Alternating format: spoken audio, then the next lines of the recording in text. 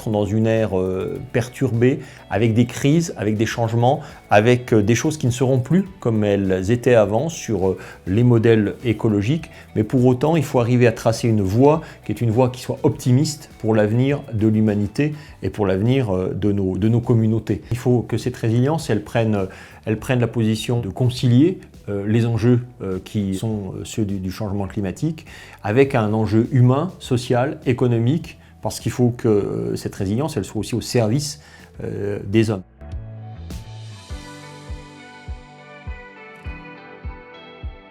Un des sujets qui est fort, c'est le sujet des remontées mécaniques. Il y a un certain nombre de questions préalables. À 40 ans, aura-t-on de la neige au sommet de cette remontée mécanique? Est-ce que le permafrost est fragile, ou est-ce qu'au contraire, on a une certaine assurance pendant les prochaines années de maintien de ces conditions qui nous permettront que la stabilité des infrastructures réalisées soit atteinte? Sur le volet énergie, vraiment, le leitmotiv, ça sera consommer moins et produire mieux.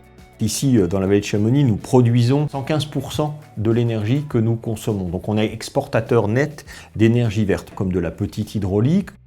Ça passe également par une impulsion donnée au changement de mobilité, au profil de mobilité plus décarboné.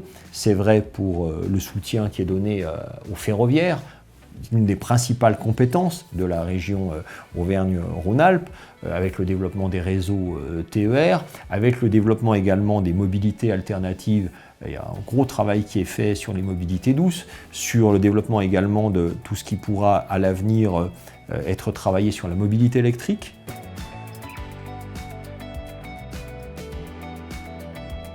Je voudrais également citer les projets d'aménagement qu'on a maintenant dans le centre-ville. On a une partie d'une voûte qui a été construite dans les années 70. On est en train de la recycler en un espace culturel. Et on le fait en ayant abandonné l'idée d'une construction neuve. Donc on réutilise un bâtiment existant et l'espace qui était initialement dévolu ou prévu pour la construction de l'espace culturel, eh bien, va être un espace de renaturation urbaine. En termes de désimperméabilisation du sol, déjà, il y en a une première qui intervient qui est assez basique, c'est que quand vous allez sur la place du Mont-Blanc maintenant, vous ne voyez pas grand-chose. Auparavant, il y avait une ancienne caserne, un bâtiment des années 50, il y avait une vaste dalle béton-goudron qui était devant. Petit à petit, on va reconquérir cet espace avec des espèces spécifiques.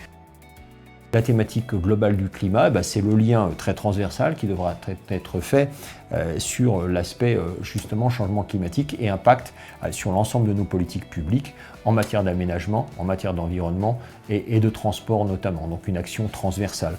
Donc vous le voyez, la feuille de route est relativement dense.